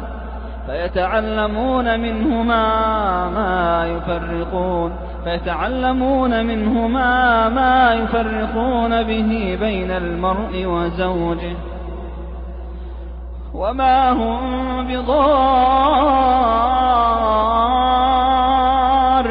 به من أحد إلا بإذن الله وما هم بضارين به من أحد إلا بإذن الله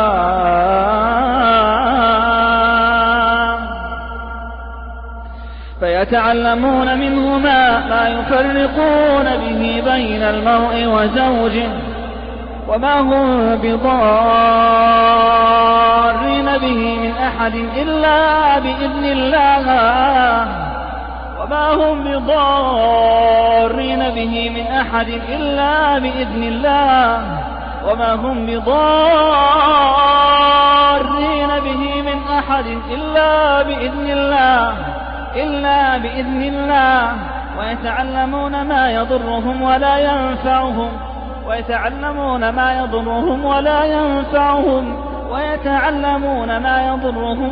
ينفعهم ولقد علموا لمن اشتراه ما له في الآخرة من خلاق ولبئس ما شروا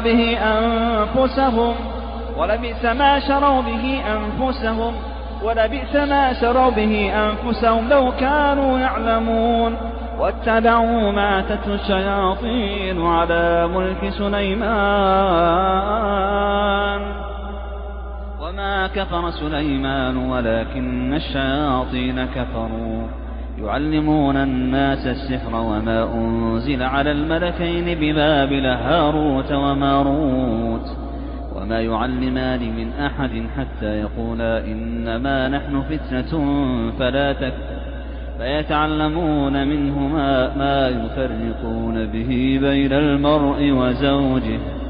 فيتعلمون منهما ما يفرقون به بين المرء وزوجه وما هم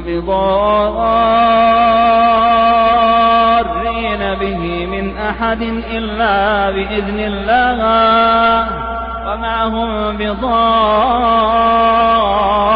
به من أحد إلا بإذن الله ويتعلمون ما يضرهم ولا ينفعهم ولقد علموا لمن اشتراه ما له في الآخرة من خلاق ولبئس ما شروا به أنفسهم لو كانوا يعلمون. اللهم يا حي يا قيوم اشف كل مريض، اللهم اشف كل مريض وعافِ. أعوذ بالله من الشيطان الرجيم. واتبعوا ما تتلو الشياطين على ملك سليمان وما كفر سليمان ولكن الشياطين كفروا يعلمون الناس السحر وما أنزل على الملكين ببابل هاروت وماروت وما يعلمان من أحد حتى يقولا إنما نحن فتنة فلا تكفر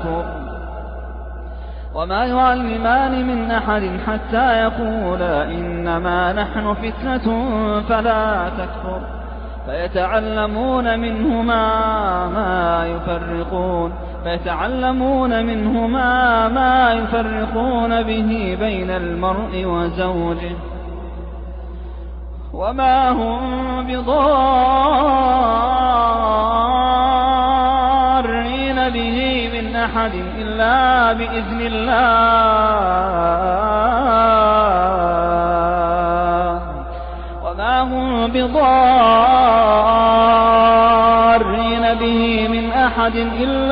بإذن الله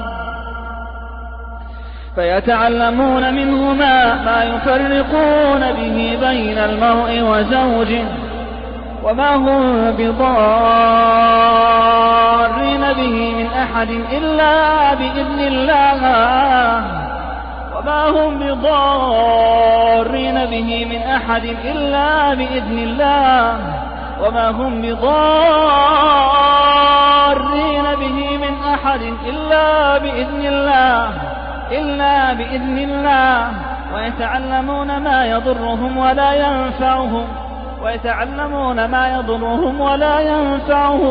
ويتعلمون ما يضرهم ولا ينفعهم ولقد علموا لمن اشتراه ما له في الآخرة من خلاق ولبئس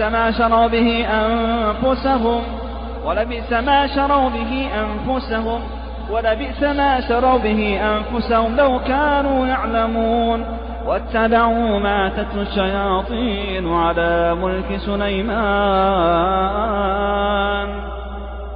وما كفر سليمان ولكن الشياطين كفروا يعلمون الناس السحر وما أنزل على الملكين ببابل هاروت وماروت وما يعلمان من أحد حتى يقولا إنما نحن فتنة فلا تكفر فيتعلمون منهما ما يفرقون به بين المرء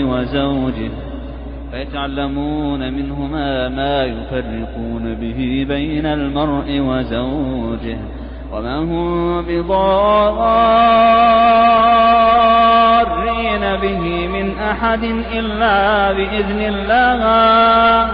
وما هم بضارين به من أحد إلا بإذن الله ويتعلمون ما يضرهم ولا ينفعهم ولقد علموا لمن اشتراه ما له في الآخرة من خلاق ولبئس ما شروا به أنفسهم لو كانوا يعلمون. اللهم يا حي يا قيوم اشف كل مريض، اللهم اشف كل مريض وعافِ. أعوذ بالله من الشيطان الرجيم. واتبعوا ما تتلو الشياطين على ملك سليمان وما كفر سليمان ولكن الشياطين كفروا يعلمون الناس السحر وما أنزل على الملكين ببابل هاروت وماروت وما يعلمان من أحد حتى يقولا إنما نحن فتنة فلا تكفر وما يعلمان من أحد حتى يقولا إنما نحن فتنة فلا تكفر فيتعلمون منهما ما يفرقون به بين المرء وزوجه وما هم بضارين به من أحد إلا بإذن الله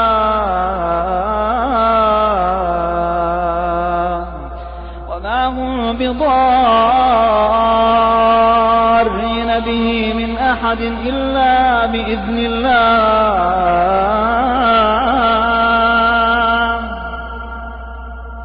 فيتعلمون منهما ما يفرقون به بين المرء وزوجه وما هم بضارين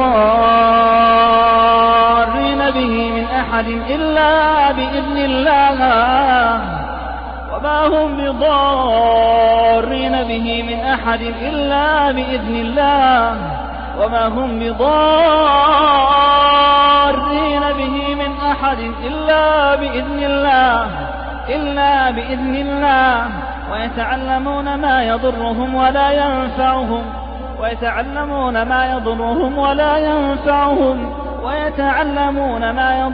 ولا ينفعهم ولقد علموا لمن اشتراه ما له في الآخرة من خلاق ولبئس ما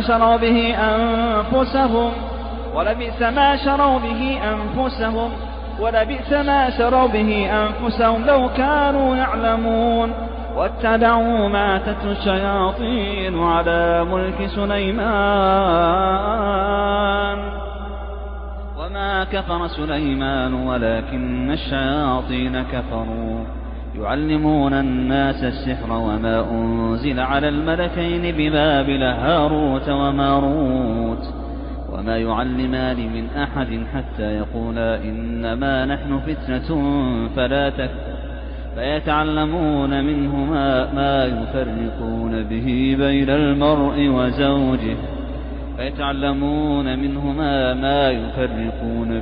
بين المرء وزوجه وما هم بضارين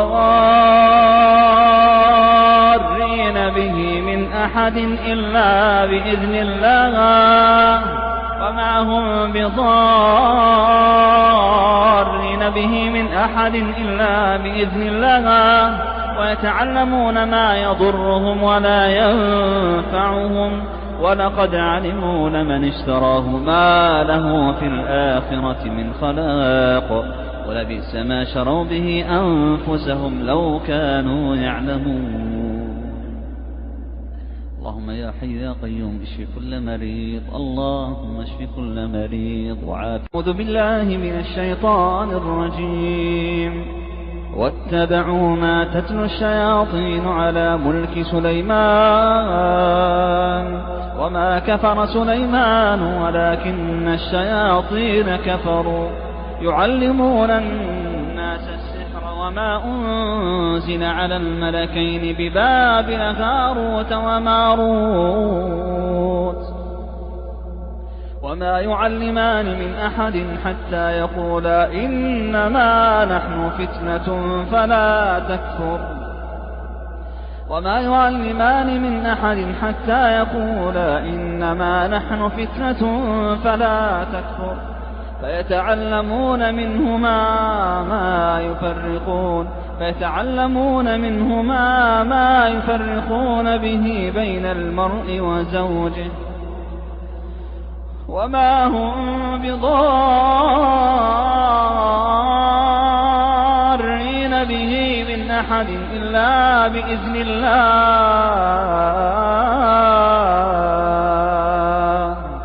وما هم بضارين به من أحد إلا بإذن الله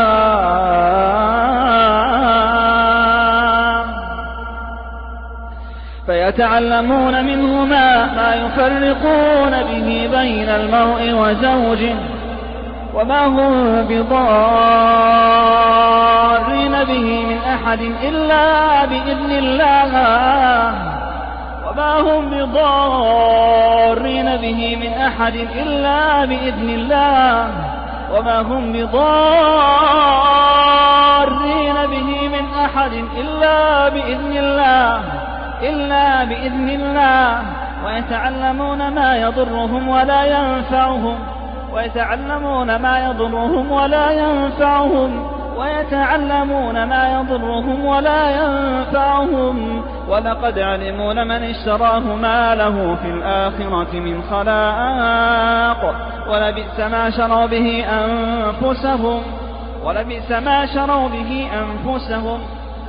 ما شروا به أنفسهم لو كانوا يعلمون واتبعوا ما تتلو الشياطين على ملك سليمان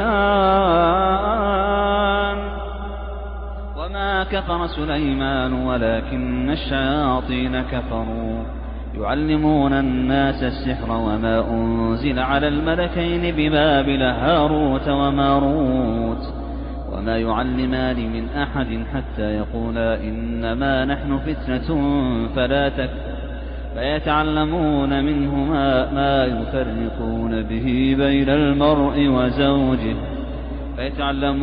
منهما ما يفرقون به بين المرء وزوجه وما هم بضارين به من أحد إلا بإذن الله وما هم بضارين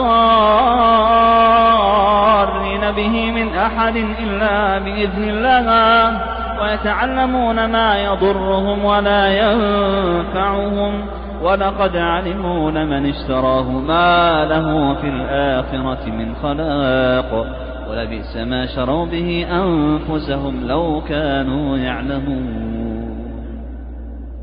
اللهم يا حي يا قيوم اشف كل مريض اللهم اشف كل مريض وعافِ أعوذ بالله من الشيطان الرجيم واتبعوا ما تتلو الشياطين على ملك سليمان وما كفر سليمان ولكن الشياطين كفروا يعلمون الناس السحر وما أنزل على الملكين ببابل هاروت وماروت وما يعلمان من أحد حتى يقولا إنما نحن فتنة فلا تكفر وما يعلمان من أحد حتى يقولا إنما نحن فتنة فلا تكفر فيتعلمون منهما ما يفرقون به بين المرء وزوجه وما هم بضارين به من أحد إلا بإذن الله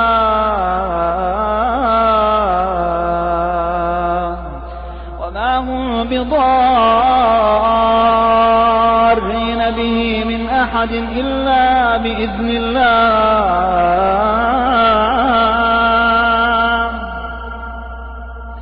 فيتعلمون منهما ما يفرقون به بين المرء وزوجه وما هم بضارين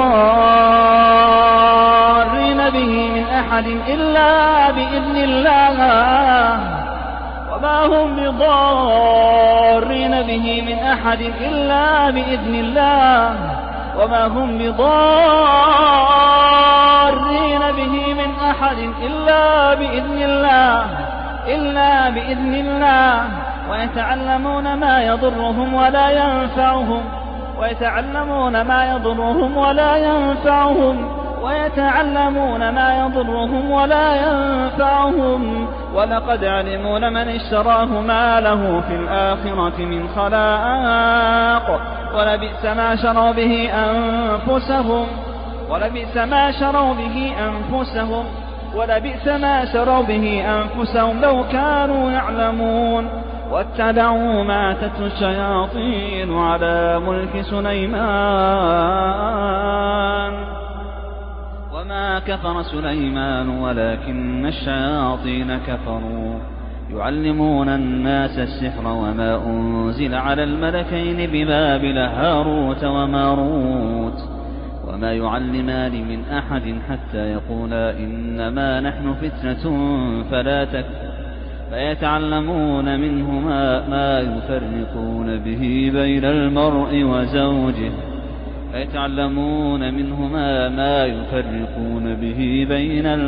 وزوجه وما هم بضارين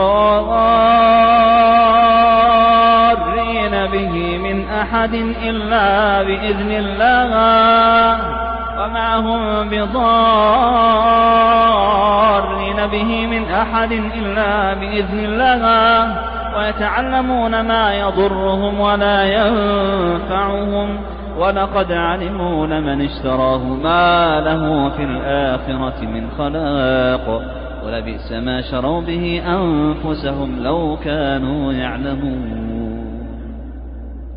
اللهم يا حي يا قيوم اشف كل مريض، اللهم اشف كل مريض وعافِ. أعوذ بالله من الشيطان الرجيم. واتبعوا ما تتلو الشياطين على ملك سليمان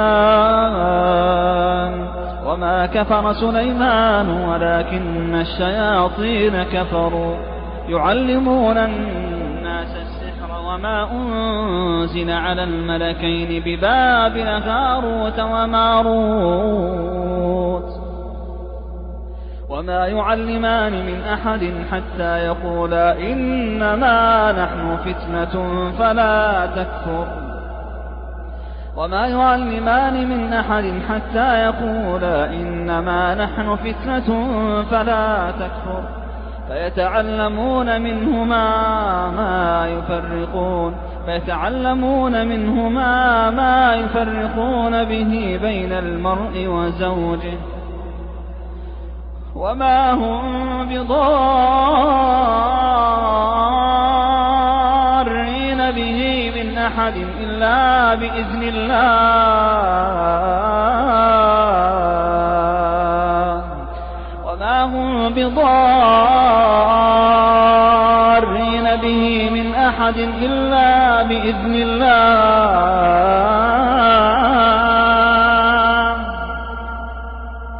فيتعلمون منهما ما يفرقون به بين المرء وزوجه وما هم بضارين به من أحد إلا بإذن الله وما هم بضارين به من أحد إلا بإذن الله وما هم بضارين به من أحد إلا بإذن الله ويتعلمون ما يضرهم ولا ينفعهم ويتعلمون ما يضرهم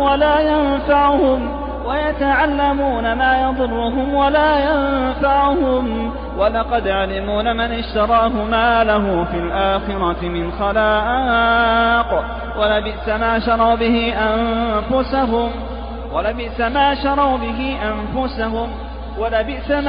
به أنفسهم لو كانوا يعلمون. واتبعوا ما تتلو الشياطين على ملك سليمان وما كفر سليمان ولكن الشياطين كفروا يعلمون الناس السحر وما أنزل على الملكين ببابل هاروت وماروت وما يعلمان من أحد حتى يقولا إنما نحن فتنة فلا تكفر فيتعلمون منهما ما يفرقون به بين المرء وزوجه فيتعلمون منهما ما يفرقون به بين المرء وزوجه وما هم بضارين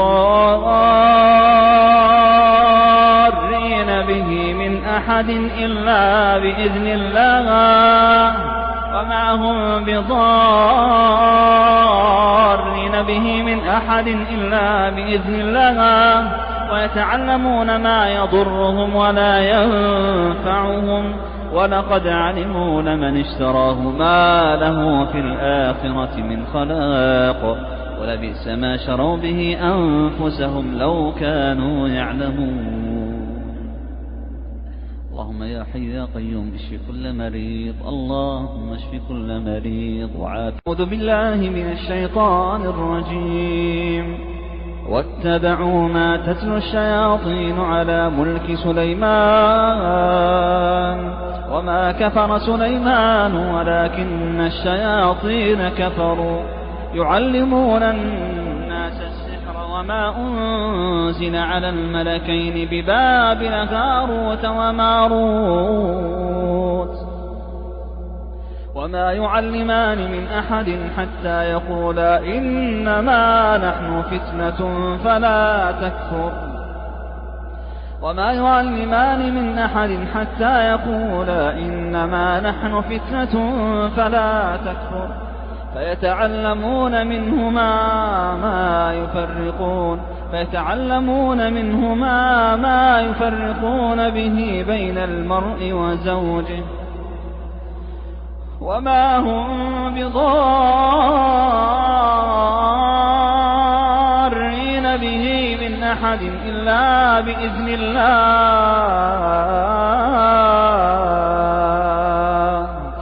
وما هم بضارين به من أحد إلا بإذن الله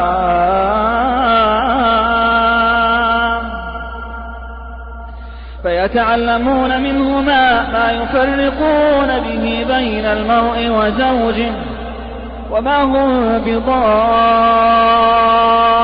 به من أحد إلا بإذن الله وما هم بضارين به من أحد إلا بإذن الله وما هم بضارين به من أحد إلا بإذن الله ويتعلمون ما يضرهم ولا ينفعهم ويتعلمون ما يضرهم ولا ينفعهم ولقد علموا لمن اشتراه ما له في الآخرة من خلاق ولبئس ما شروا به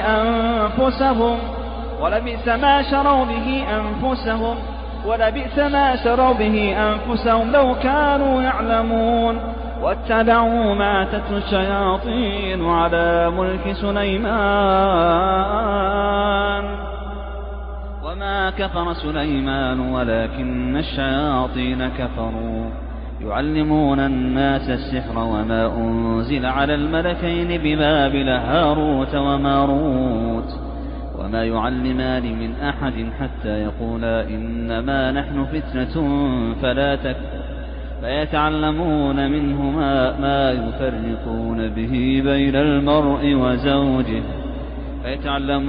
منهما ما يفرقون به بين المرء وزوجه وما هم بضارين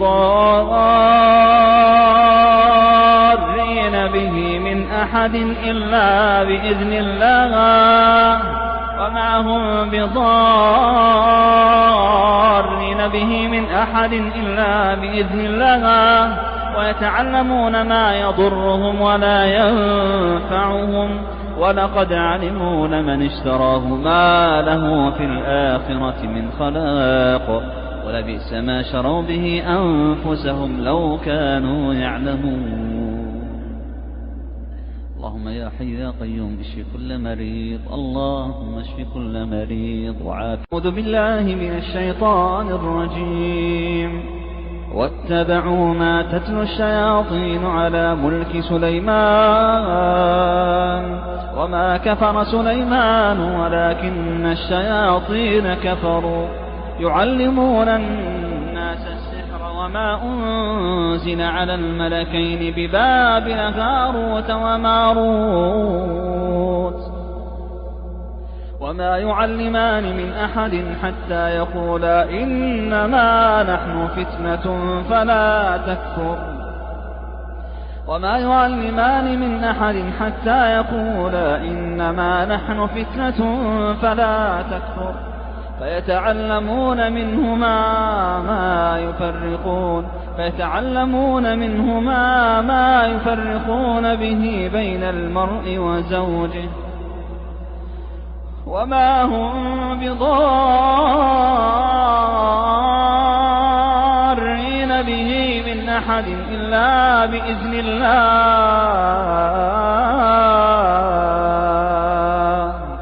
وما هم بضارين به من أحد إلا بإذن الله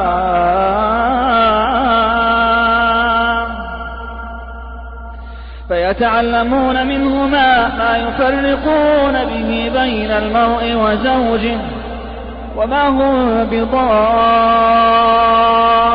به من أحد إلا بإذن الله وما هم بضارين به من أحد إلا بإذن الله وما هم بضارين به من أحد إلا بإذن الله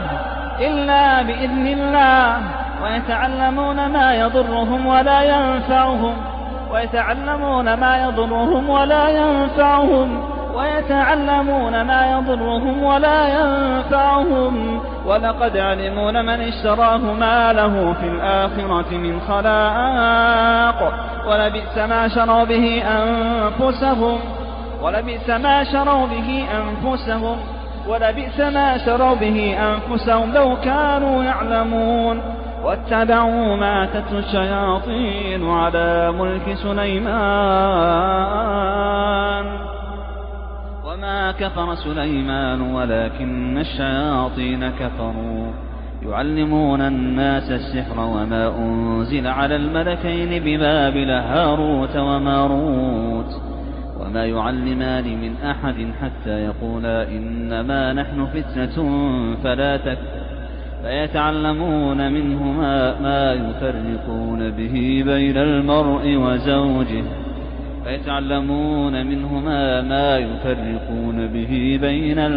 وزوجه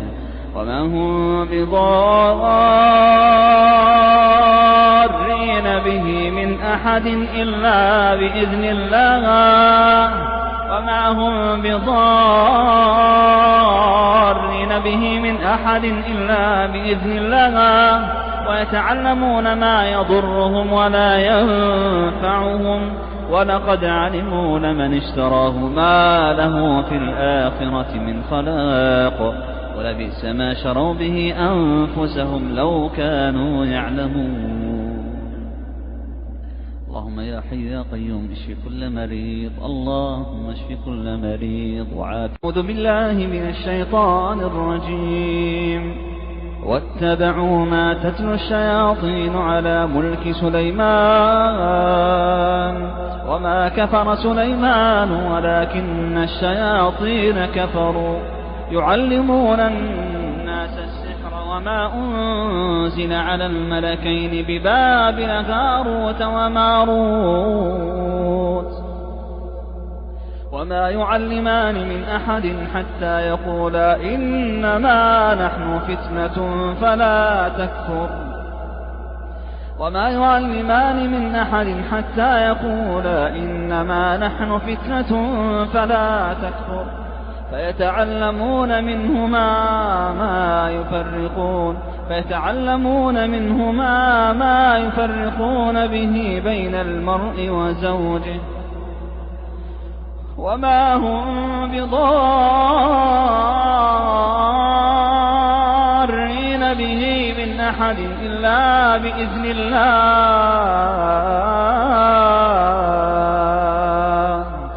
وما هم بضارين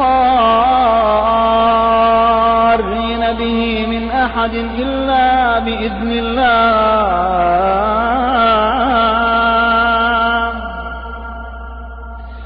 ويتعلمون منهما ما يفرقون به بين المرء وزوجه وما هم بضارين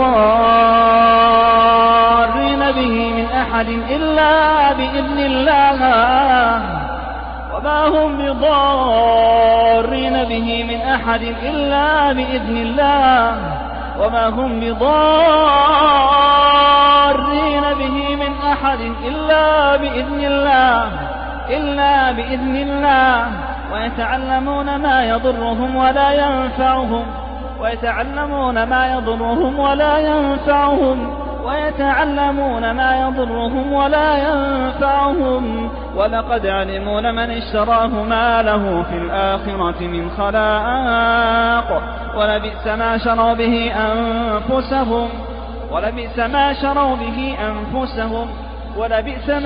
به أنفسهم لو كانوا يعلمون واتبعوا ما تتلو الشياطين على ملك سليمان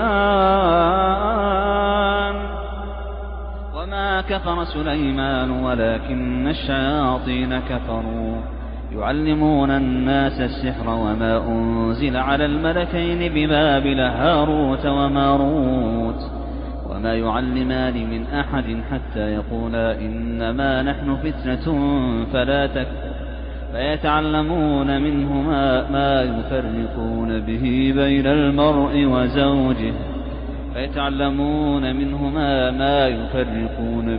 بين المرء وزوجه وما هم بضارين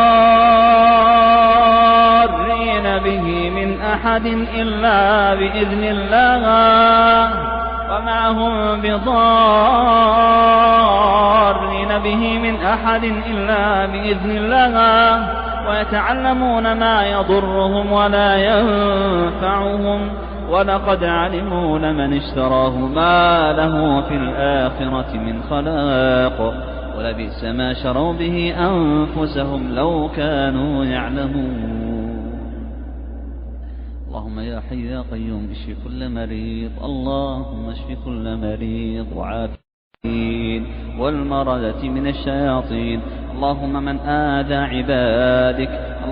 آذى عبادك بسحر أو عين حاسد اللهم فإنا ندرأ بك به، اللهم إنا نعوذ بك من شره، اللهم أعد المسلمين من شر الحسدة، اللهم أعد المسلمين من شر السحرة، اللهم أعد المسلمين من كل حاسد وساحر ومشعوذ وكاهن. اللهم أعد عبادك المؤمنين من السحرة والمردة من الشياطين. اللهم اشف كل مريض، اللهم عاف كل مبتلى، اللهم فك سحر المسحورين، اللهم أبطل سحرهم، اللهم يا الله أبطل سحرهم، يا الله أبطل سحرهم، يا الله أبطل سحرهم، يا الله أبطل سحرهم، يا رحمن أبطل سحرهم، يا رحمن أبطل سحرهم، يا رحيم أبطل سحرهم، يا رحيم أبطل سحرهم. اللهم أبطل سحرهم، اللهم أبطل سحرهم، اللهم أبطل سحرهم. اللهم شاف مرضى المسلمين، اللهم اشرح صدورهم، اللهم اشرح صدورهم، اللهم اشرح صدورهم. اللهم عاف مبتلاهم، اللهم عاف مبتلاهم يا رحمن يا رحيم. إن في خلق السماوات والأرض واختلاف الليل والنهار لآيات لأولي الألباب الذين يذكرون الله قياما وقعودا وعلى جنوبهم ويتفكرون في خلق السماوات والأرض ربنا ما خلقت هذا باطلا سبحانك فقنا عذاب النار. ربنا إنك من تدخل النار فقد أخزيته وما للظالمين من أنصار. ربنا إننا سمعنا مناديا ينادي للإيمان أن آمنوا بربكم فآمنا ربنا فاغفر لنا ذنوبنا وكفر عنا سيئاتنا وتوفنا مع الأبرار ربنا وآتنا ما وعدتنا على رسلك ربنا وآتنا ما وعدتنا على رسلك ربنا وآتنا ما وعدتنا على رسلك ولا تخزنا يوم القيامة إنك لا تخلف الميعاد آمن الرسول بما أنزل إليه من ربه والمؤمنون كل آمن بالله وملائكته وكتبه ورسله لا نفرق بين أحد من رسله وقالوا سمعنا وأطعنا غفرانك ربنا وإليك المصير وقالوا سمعنا وأطعنا غفرانك ربنا وإليك المصير وقالوا سمعنا وأطعنا غفرانك ربنا وإليك المصير غفرانك ربنا وإليك المصير لا يكلف الله نفسا إلا وسعها لا يكلف الله نفسا إلا وسعها لها ما كسبت وعليها ما اكتسبت ربنا لا تؤاخذنا إن نسينا أو أخطأنا ربنا لا تؤاخذنا إن نسينا أو أخطأنا ربنا لا تؤاخذنا إن نسينا أو أخطأنا ربنا لا تؤاخذنا إن نسينا أو أخطأنا ربنا ولا تحمل علينا إصرا كما حملته على الذين من قبلنا ربنا ولا تحملنا ما لا طاقة لنا به ربنا ولا تحملنا ما لا طاقة لنا به واعف عنا واغفر لنا وارحمنا أنت مولانا فانصرنا على القوم الكافرين لا يكلف الله نفسا إلا وسعها لها ما كسبت وعليها ما اكتسبت ربنا لا تؤاخذنا إن نسينا أو أخطأنا ربنا ولا تحمل علينا إصرا كما حملته على الذين من قبلنا ربنا ولا تحملنا ما لا طاقة لنا به واعف عنا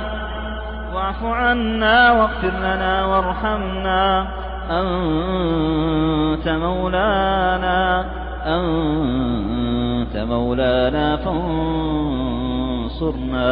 فانصرنا على القوم الكافرين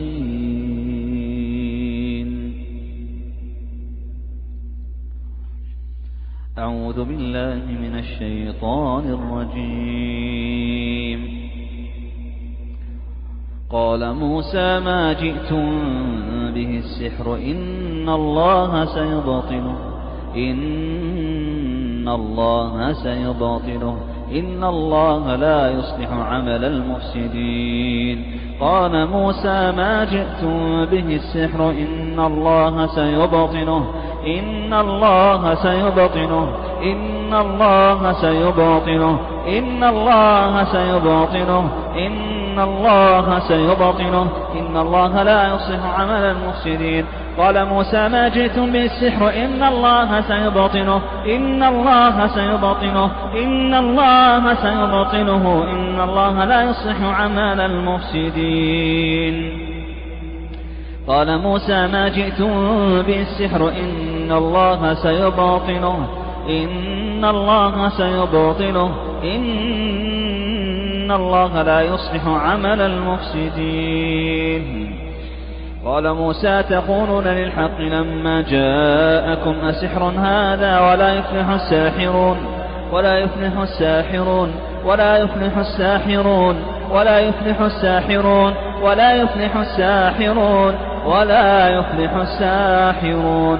قال موسى ما جئتم به السحر إن الله سيبطله إن الله سيبطله إن الله لا يصلح عمل المفسدين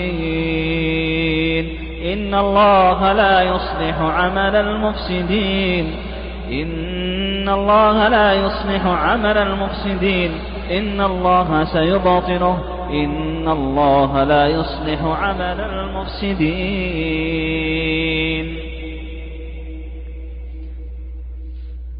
اللهم يا حي يا قيوم يا ذا الجلال والإكرام يا رحمن السماوات والأرض ورحيمهما يا من يجيب دعاء المضطر إذا دعاه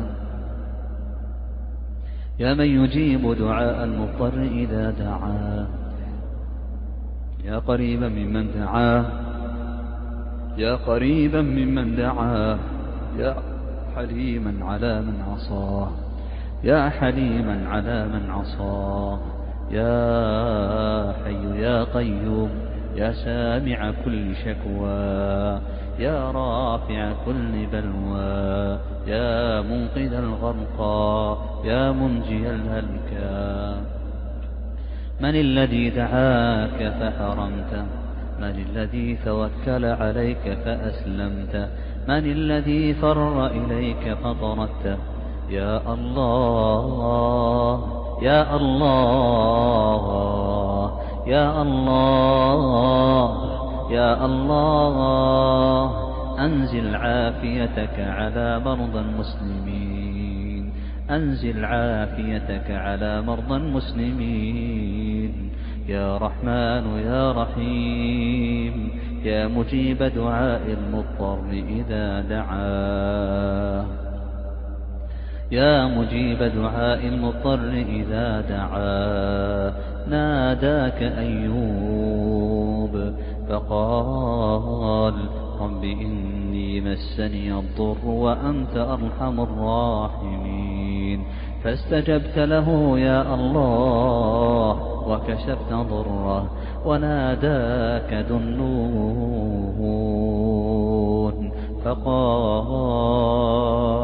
فقال سبحانك إني كنت من الظالمين فاستجبت له يا الله ونجيته من الغم. وناداك زكريا فقال رب لا تذرني فردا وأنت خير الوارثين فاستجبت له ووهبت له يحيى. وناداك نوح فأجبته يا رحمن يا رحيم يا من هو عند قلوب المنكسرين يا رجاء الخائفين يا رجاء الخائفين يا أمل المنقطعين يا الله يا الله يا الله. اللهم أنزل عافيتك على مرضى المسلمين أنزل عافيتك على مرضى المسلمين. اللهم عافهم اللهم عافهم اللهم اكشف ضرهم اللهم ارفع بلواهم اللهم ارفع الابتلاء عنهم اللهم ارفع الابتلاء عنهم اللهم اكشف ضرهم وفرج همهم يا رحمن يا رحيم. اللهم أبطل كل سحر اللهم أبطل كل سحر اللهم أبطل كل سحر اللهم أبطل كل سحر. اللهم ارفع الضر عن المضرورين والعين عن المعيونين والحسد عن المحسودين والسحر عن المسحورين. يا الله يا الله. اللهم ارفع السحر عن المسحورين، أبطل سحرهم يا الله، أبطل سحرهم يا الله، أبطل سحرهم يا الله، أبطل سحرهم يا الله. اللهم ارفع الحسد عن المحسودين، عافهم يا الله، عافهم يا الله، عافهم يا الله، عافهم يا رحمن. أعوذ بالله من الشيطان الرجيم. وإذ صرفنا إليك نفرا من الجن يستمعون القرآن فلما حضروه قالوا أنصتوا فلما قضي ولوا إلى قومهم منذرين. قالوا يا قومنا إنا سمعنا كتابا أنزل من بعد موسى مصدقا لما بين يديه يهدي إلى الحق وإلى طريق مستقيم، يهدي إلى الحق، يهدي إلى الحق، يهدي إلى الحق وإلى طريق مستقيم. يا قومنا أجيبوا داعي الله،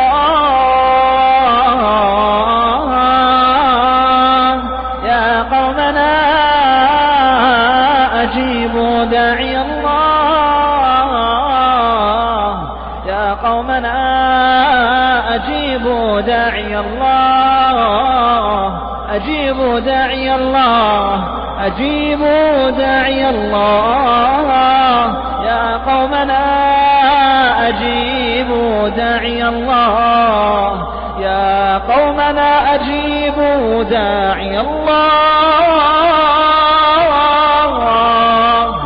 أجيبوا داعي الله وآمنوا به يغفر لكم من ذنوبكم، يغفر لكم من ذنوبكم ويجركم من عذاب أليم، يغفر لكم ذنوبكم ويجركم من عذاب أليم.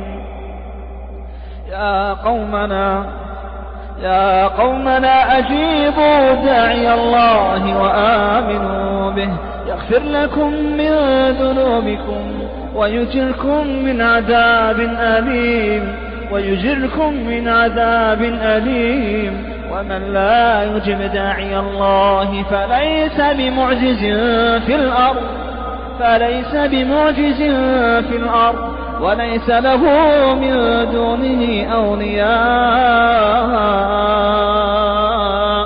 أولئك في ضلال مبين.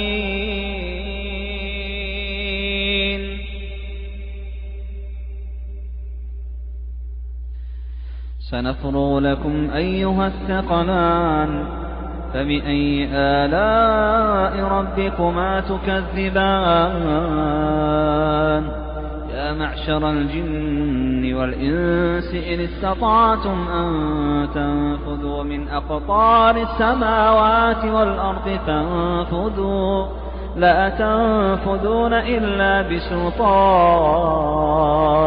فبأي آلاء ربكما تكذبان؟ يرسل عليكما شواظ من نار ونحاس فلا تنتصران.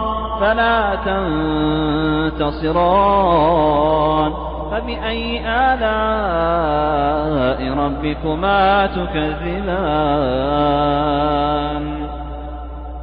فإذا انشقت السماء فكانت وردة كالدهان.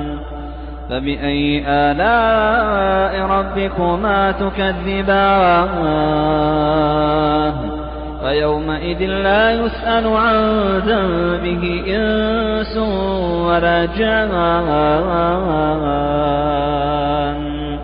فيومئذ لا يسأل عن ذنبه إنس ولا جان. فبأي آلاء ربكما تكذبان يعرف المجرمون بسيماهم فيؤخذ بالنواصي والأقدام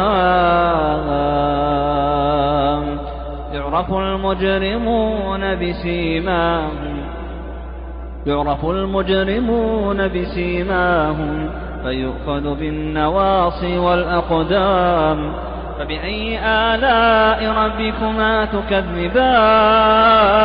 فبأي آلاء ربكما تكذبان هذه جهنم التي يكذب بها المجرمون يطوفون بينها وبين حميم آن فبأي آلاء ربكما تكذبان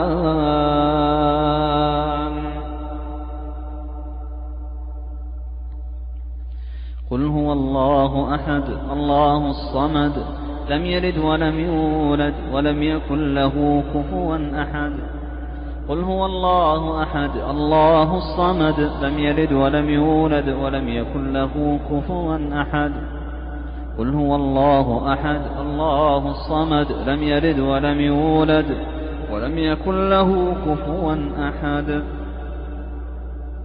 قل أعوذ برب الفلق من شر ما خلق ومن شر غاسق إذا وقب ومن شر النفاثات في العقد ومن شر حاسد إذا حسد قل أعوذ برب الفلق من شر ما خلق ومن شر غاسق إذا وقب ومن شر النفاثات في العقد ومن شر حاسد إذا حسد قل أعوذ برب الفلق من شر ما خلق ومن شر غاسق إذا وقب ومن شر النفاثات في العقد ومن شر حاسد إذا حسد قل أعوذ برب الناس ملك الناس إله الناس من شر الوسواس الخناس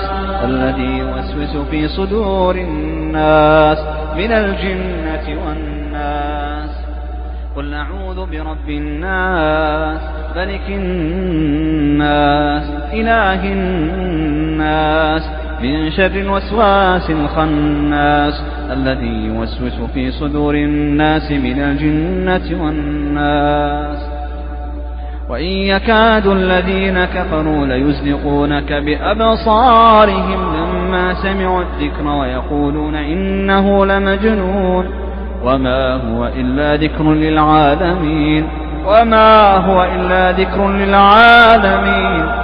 هو إلا ذكر للعالمين وإذا مرضت فهو يشفين وإذا مرضت فهو يشفين وإذا مرضت فهو يشفين وإذا مرضت فهو يشفين وإذا مرضت فهو يشفين وننزل من القرآن ما هو شفاء وننزل من القرآن ما هو شفاء ورحمة للمؤمنين وننزل من القرآن ما هو شفاء ورحمة للمؤمنين وننزل من القرآن ما هو شفاء وننزل من القرآن ما هو شفاء وننزل من القرآن ما هو شفاء ورحمة للمؤمنين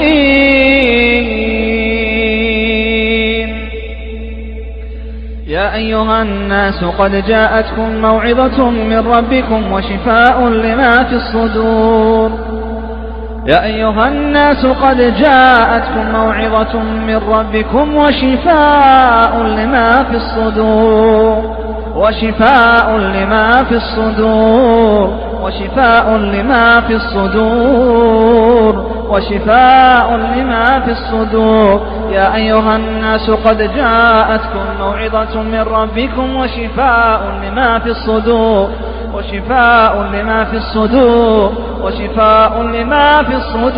وهدى ورحمة للمؤمنين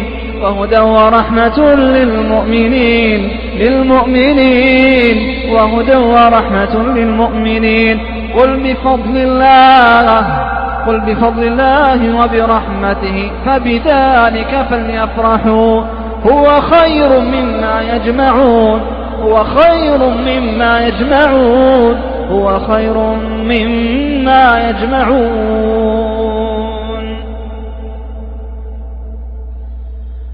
ولو جعلناه قرآنا أعجميا لقالوا لولا فصلت آياته أعجمي وعربي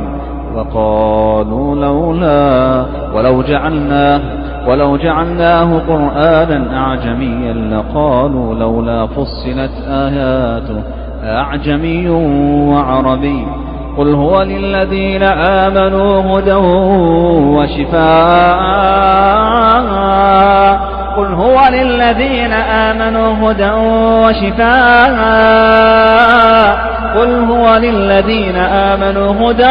وشفاء والذين لا يؤمنون في آذانهم وقر وهو عليهم عمى أولئك ينادون من مكان بعيد ولو جعلناه قرآنا أعجميا لقالوا لولا فصلت آياته أعجمي وعربي قل هو للذين آمنوا هدى وشفاء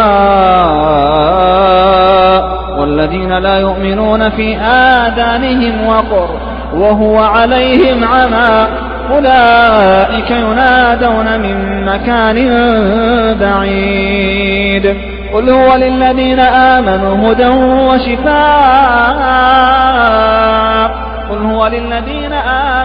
هدى وشفاء والذين لا يؤمنون في آذانهم وقر وهو عليهم عمى أولئك ينادون من مكان بعيد اللهم يا رحمن يا رحيم يا ودود يا كريم يا عزيز يا رؤوف يا مجيد يا حميد يا رحمن السماوات والأرض ورحيمهما أنزل عافيتك على مرضى المسلمين اللهم أنزل عافيتك على مرضى المسلمين اللهم عافهم اللهم ألبسهم لباس الصحة والعافية اللهم اشف كل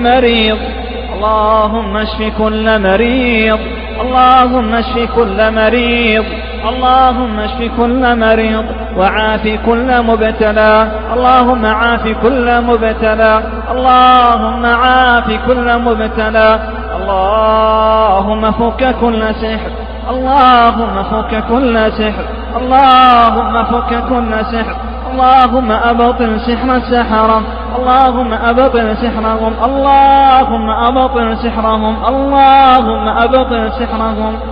اللهم أبطل سحرهم يا الله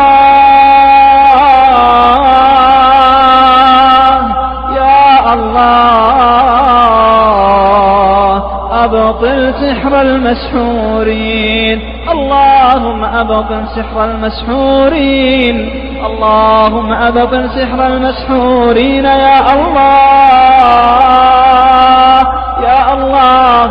يا الله أبطل سحرهم اللهم أبطل سحرهم اللهم ارفع الحسد عن المحسودين اللهم ارفع الحسد عن المحسودين اللهم عافهم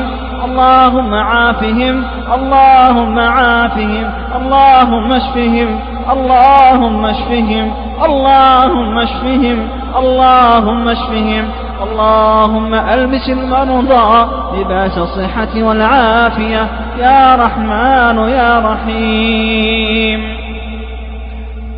اللهم صل وسلم وبارك على نبينا محمد. اللهم صل وسلم وبارك على نبينا محمد. اللهم صل وسلم وبارك على نبينا محمد. اللهم صل وسلم وبارك على نبينا محمد وعلى آله وصحبه أجمعين.